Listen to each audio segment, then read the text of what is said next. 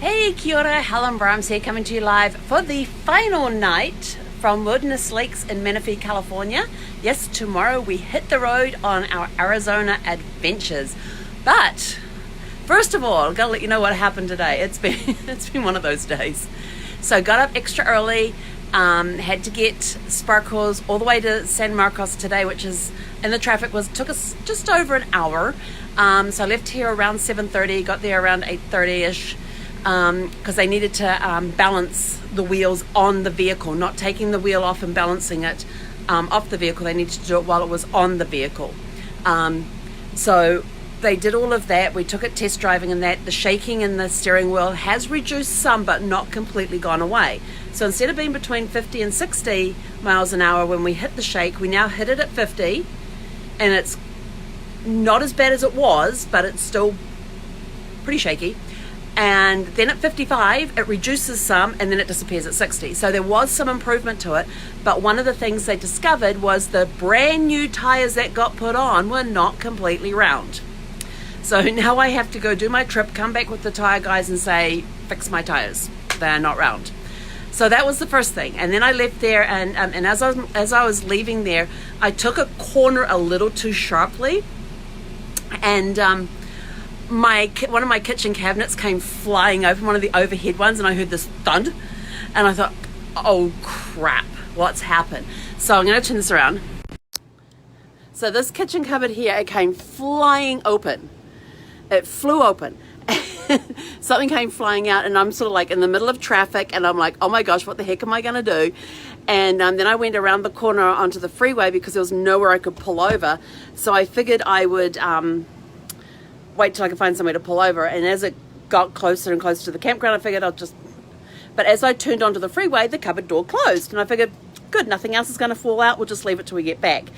So we got back, got to the campground, found out my bottle of olive oil was on the floor, but down here, and I've cleaned it up now, but down here was sitting, laying on its side, a jar of honey, and the honey had oozed out. So the honey wasn't going anywhere. It had stuck itself to the floor. And I was like, oh, jeepers. So I just stood there and cracked up laughing. I thought, this is just brilliant.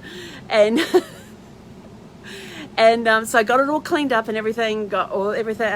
First of all, though, I went out and I got my utilities hooked up. Then I came back in and cleaned up all the honey and stuff because it was pretty sticky. So thankfully I had some like Clorox wipes type of stuff that I could wipe up the floor with and get rid of all the stickiness. So I was like, oh gee, there was a big pool of honey as well that had just slowly seeped out, and there's a big dent in the thing, and so I don't know if it's cracked or not, but I can't have honey right now being on keto, so that's gone in the trash can. I just don't want to risk the fact that it was glass, and I don't want to risk there being bits of glass in the thing, or the jar being cracked, so better safe than sorry.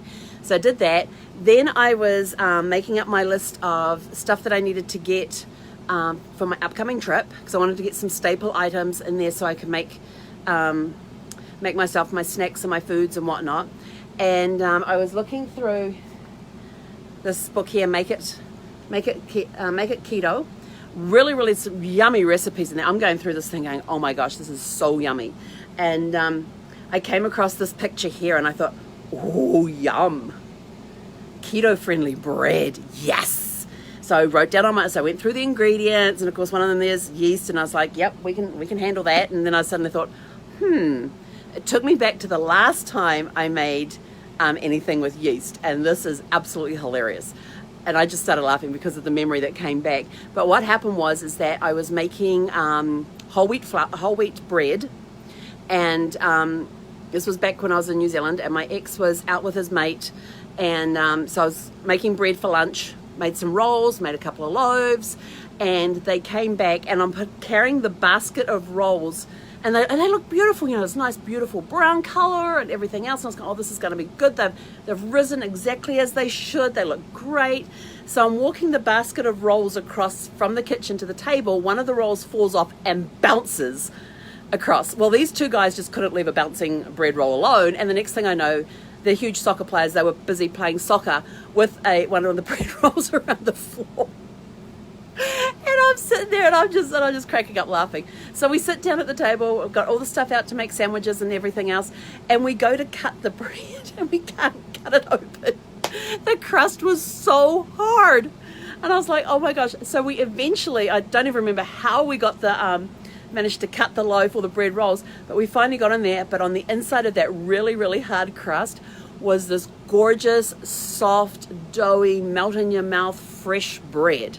So the crust was a write-off, but the inside was awesome. And so I sort of like thought of that and I thought, I'm going to risk it. I'm going to try it. So it'll probably be, let's see, tomorrow's Saturday. It may be early next week before I actually get around to making them, but I will let you know how I go with that. Tonight I'm about to, I hopped on early because I am like wiped out, exhausted, and I've got to drive tomorrow.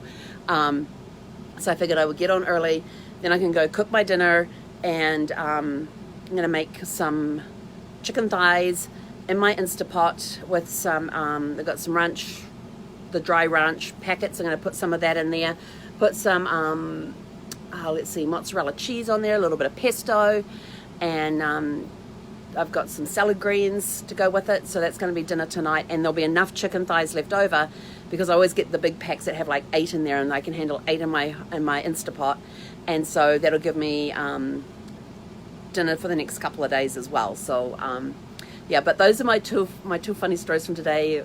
The honey is no more, which is fine because I couldn't eat it anyway, and I'm going to be attempting sometime in the next few days making bread with yeast. That will be an adventure. But I have barely unpacked anything when I got back today, since I'm going to be on the road tomorrow. First thing in the morning I'm going to do is take the car to the storage, get that all stored away, get a lift back to the RV, and then we'll hit the road. And I've got my little RV driving program, and it's telling me from here to Palm Springs is probably going to take me about 2 to 2.5 hours. So I'm going to be going through, one of the things I've got to do tonight is look at the route that it's going to take me, and then figure out what rest stops are along the way so I can have a list taped to my dashboard, because I won't be able to look in the book as I'm driving. That was Dad's job when they were over here, is that he would look, and I gotta tell you, this book is awesome. It is a really cool book. I'll show it to you. It's down in here. So this is called Next Exit. You can actually get the app for it as well, but this will tell you what eating places, gas stations, hotels, dump stations, hospitals, any amenities that you're looking for. Like for example here, oh there we go, California. This is probably all going to be back to front. I don't want to do Los Angeles. Let's see. And it's in numeric order by the road you're going to be traveling. So let's see, that's a 15, we're on the 215. Where's the 215? Oops. Doesn't have a 215. Oh, well, I've already gone and made notes in here as well. So, but what it does is that it lists the exits. Like for example, the one where I stay in Escondido, it's exit number 33 on Interstate 15, and it tells you what the name of the street is, that there's an Arco there, a Shell station, there's diesel available for those who want diesel, there's an Arby's, is it an Arby's? Huh, don't remember seeing an Arby's, Dairy Queen, IHOP, Papa John's, Starbucks, there's a Best Western Hotel, there's a CVS place, an Express Tire and Auto Repair, the RV Resort, a vet, Von's Food, and that's if you go east off the exit. If you go west, you've got a 76 7-Eleven with diesel, a Circle K, a Jack in the Box, Killer Pizza, Rita's Custard, Subway, Wendy's, a vet, and Von's Food. So it tells you what's at each exit, which is awesome. So this is for all the major interstates, and they've got it there for every state. So it's listed by state and then by the freeway number. So tonight my job is to sit down with this, go through my route, pull up my route on the computer, go through the route and make a list of where what exit numbers the rest areas are at. Then I'm going to tape it on the dash over here somewhere. Did you see that? The dash. Somewhere over here where I'll be able to easily read it, and I'll write it in big letters so I can see it. So I know that when I'm on the 15 or the 215 or the 10, I go to this exit number and there's a rest area. So that's my job for this evening before we hit the road tomorrow morning. So it's get an early night and just enjoy the evening. So I apologize for being on a lot earlier than I normally am. I know I'm usually on at 8 o'clock Pacific, but this girl needs some sleep tonight. So in the morning I have minimal stuff that I have to put away and secure before we hit the road. So it's just take animal to the storage place, come back and basically disconnect. Everything will be done. Just disconnect the power, the sewer. I didn't plug the water in today because I have a full water tank. So I figured I'll just use that for today. So just unplug the sewer and the power, and then we're ready to hit the road. Although I do have to go get gas, and I'm kind of like freaking out because it's currently here in Menifee like $4.19 a gallon. And this puppy has a 80-gallon tank, and I'm sitting on a quarter tank. Or was it a 75-gallon? It's either a 75 or an 80-gallon tank, and I'm sitting at a quarter tank full. So that's going to be interesting tomorrow. That's going to be a lot of gas. And it takes about 15-20 minutes to put that much gas into this baby. Yeah, you got to go in, and I'll tell you this, credit cards and debit cards if you're paying at the pump, will only allow you to go to $100. If you got to go over $100, you have to go inside. They then pre-authorize the amount on your card. And then they activate the pump for you. You then pump everything and then go back in, and you get the final receipt for what the actual amount was that you ended up, and then they release that hold on the card. So that's how you pay for gas for something this size when you got to go over $100. I didn't learn that till later on. So the first time I put gas in Sparkles, I used 3 cards. Because it was like $200 and $213. So I had to use 3 cards. I thought, this is ridiculous. And then I figured out, I can actually go in and get them to pre-authorize it. And so after that, it wasn't so bad. But yes, I've got to do that tomorrow morning. So I'm going to find the cheapest gas when I go to drop animal off. I'll go past a couple of gas stations on the way there. So I'll see who's got the best gas prices, and because I've got to go past them anyway to get to where I need to go. So I will figure out in advance which gas station I'm going to, and go get her filled up first thing in the morning. And we should be hitting Palm Springs tomorrow around lunchtime. So if I see anything of interest along the way, I will hop on and say hi and let you know how the drive's going. But this one, I have learned my lesson from the first one to be more realistic with my drive times, set the pace, remember that lesson. And my next one is going to be researching the roads, research.